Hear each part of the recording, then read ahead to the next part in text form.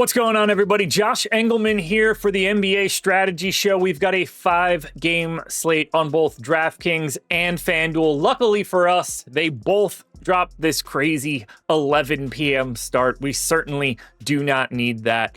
I've got it pulled up here on Stokastic.com. Boom bust tool for DraftKings, boom bust tool for FanDuel. We're going to look at all of it over the next few minutes. So hit the like button, subscribe to the channel, hit the notification bell so you know when everything goes live. Follow me on Twitter at Josh Engleman. And if you want to sign up at Stokastic, there is a link in the description of this video that will allow you to sign up through one of our partners. And when you do that, you get a month of The Sims for free. Not only that, if you like a couple offers from the partners, they all stack up. You can get multiple months. DraftKings on the screen right now. But let's get started with the first game.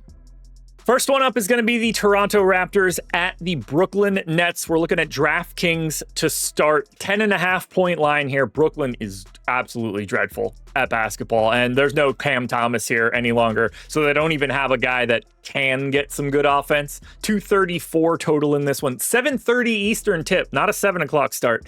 Keep that in mind. We are seeing some decent ownership coming into this game, and I'm not surprised. I loved Michael Porter Jr. in my prep this morning. I did not know ownership at that time. I am not surprised to see him be 35% owned. Massive usage rate, and nobody else is around to stop him right now. You know, there's no Cam. Who else is going to take the shots? He's going to take as many as he wants. Hopefully he finds a couple open looks. Emmanuel Quickley, 6,400. Did I expect him to break away from the pack in an ownership perspective? No, not really. 27% optimal. So we are seeing some negative leverage at the top in this spot for Porter, for Quickley, for Scotty Barnes. But this is an appealing matchup. And again, it's a 5-game slate. So you're going to be getting to these things one way or the other. There's not a ton of positive leverage that makes me excited. Sandro Mamukelashvili is questionable for this one.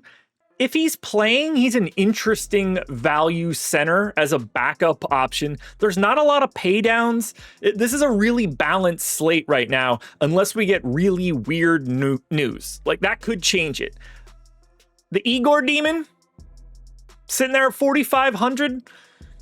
9.7% ownership, 11% optimal.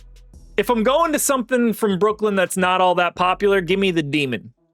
Now, this all looks very different on FanDuel. Scotty Barnes is your most owned guy here at 8,600, 38% ownership, 27% leverage, or optimal. So he's negative 12 in leverage. It feels just like what we just talked about on DraftKings, just different names. Brandon Ingram, second in ownership. Now we get to Michael Porter Jr. and to Emmanuel Quickley. We see the Igor Demon popping up, coming in at 17.5% owned, just 3,900 with an MPE on a 5-gamer. I like that flexibility. So either way, we're seeing a few guys coming in this 25 to 30 range, depending on the site. This is a really nice matchup for Toronto. The problem is, they've got 4 dudes, and they're all real. And I trust them all differently depending on the day. But today feels more like an Emmanuel Quickley day. But ultimately, I think you got to get a piece of this Brooklyn team too. I will likely be much over the field. Much over the field. That is barely words. I should cut that. I won't. Roast me in the comments for it. I'm going to be over the field on Michael Porter Jr. At least that's my intention right now. Because if Brooklyn's going to be in this game, I think that only happens when he's playing well.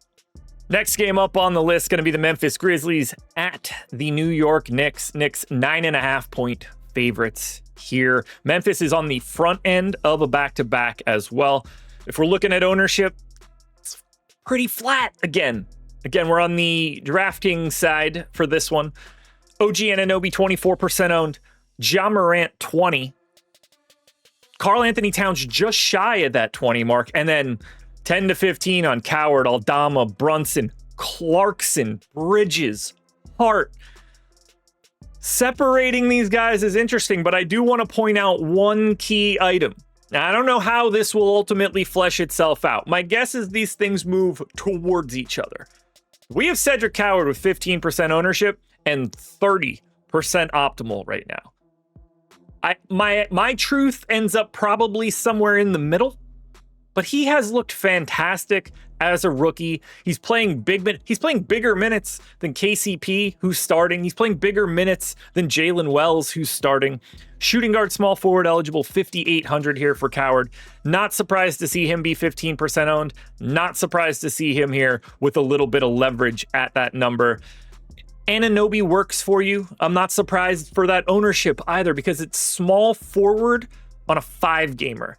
And that's a very limited position typically. And I think because of this balanced price tag where you're getting these 30 plus minutes, it's funneling to the middle a little bit in a balanced way. 8,300 for Ja is kind of exciting.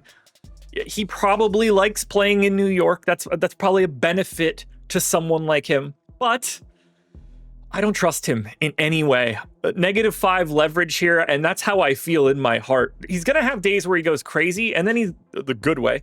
And then he's going to have days where he's pouting, and the coach said something to him earlier that day, and it's not going to be that day. And we're never going to know. So I'd rather just meh on Ja Morant right now. Towns looks fine. Big piece of news here. Mitchell Robinson is questionable. If he's out, that is much better. I don't know, something just fell in my closet behind me. So if I'm reacting to that, that's what that was. We're not keeping that. We're keeping this in here too. You guys got to know what's going on. If Mitchell Robinson is out, Karl Anthony Towns is a better play in DFS. The more minutes we can get him to play the 5, the higher his fantasy scores will be. Now, ownership on FanDuel for this one is very different. Towns mid-30s, Morant into the 30s, Brunson into the 30s. Not difficult whatsoever on FanDuel to get to these guys in this 8K range, and it seems like the field is taking one of them in basically everything they're building.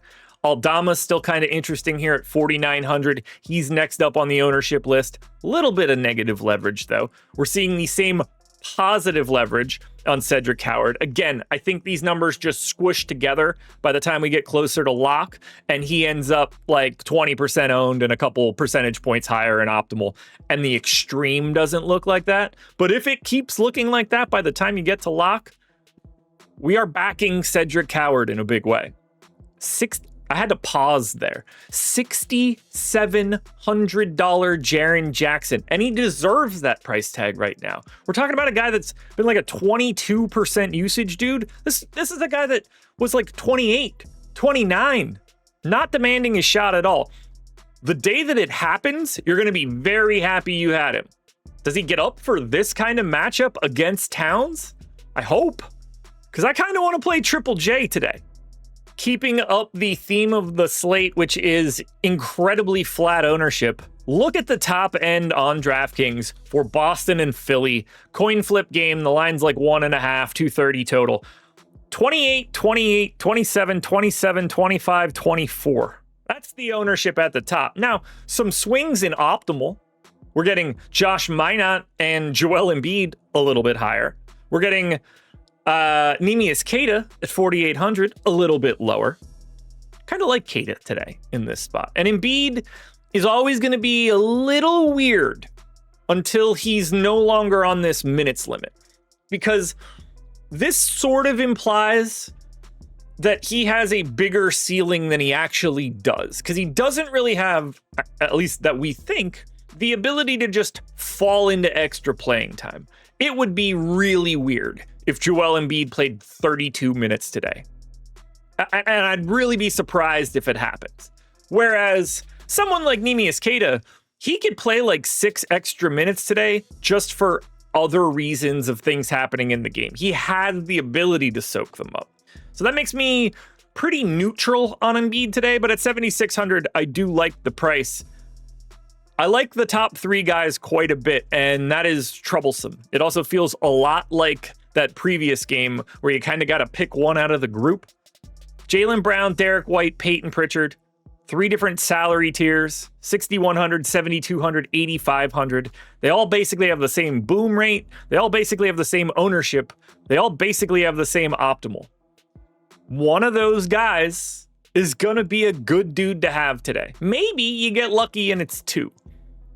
But I have a very difficult time sifting through them. So I just want to have them. Give me 30 to 35% of those 3 Boston guys, and I'm just going to hope I'm right that it's a 2 out of the 3 situation, because Boston doesn't really have much else outside of those guys, save for a $4,500 Anthony Simons that barely has a, interest level. That guy at 4,500 is 11% owned on a 5-gamer, and we don't want that? Yeah, I think that's right. I don't really want that. Let's go to FanDuel. Bit less ownership coming in on the FanDuel side for this one. We're still seeing it, though, to those 3 main guys from Boston. 30% for White, 30% for Brown. We do fall quite a bit then for Peyton Pritchard, which I find interesting because the price tag is arguably better. He has the MPE, and on FanDuel, that's better. If I'm picking a situation here, if I'm playing both sites, I think I want Peyton Pritchard on FanDuel more than I want any other individual on a particular site.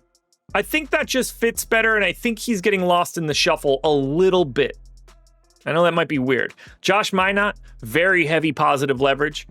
Tyrese Maxey is looking pretty solid here with positive leverage. 8.3, 23% optimal, just 15% owned. If you want to pay up for Tyrese Maxey today on FanDuel, I don't think that's a crazy stance to take at all at 10K. That dude is shooting constantly and making everything. And I think it helps him to have Joel Embiid on the floor to take some of the attention away.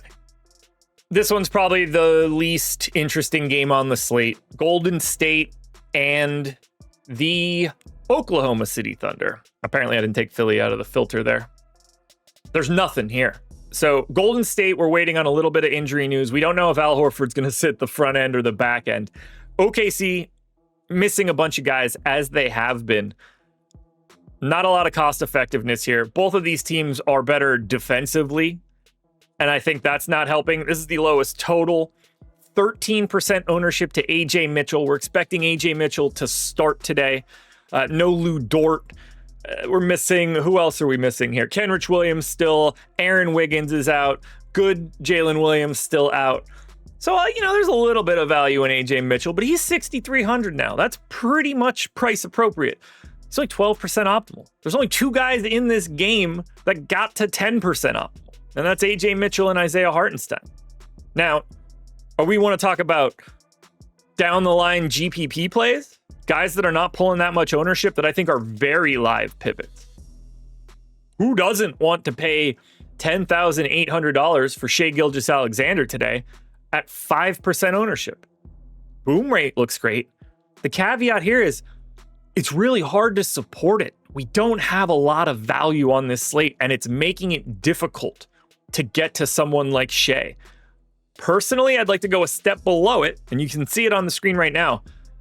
I love Chet in this matchup. 7,700, power forward only. I think this fits him really well. Little bit of positive leverage. This is a guy I'd love to have like 15% of if the field's going to be at 5. Bit of a different story, though, on the FanDuel end. 30% ownership now to AJ Mitchell. A lot of that has to do with the positionality of FanDuel, but he's 6K here, 25% optimal. Just a much more interesting play on FanDuel compared to DraftKings. We do see SGA climb a little bit more. 18% optimal, 12% owned.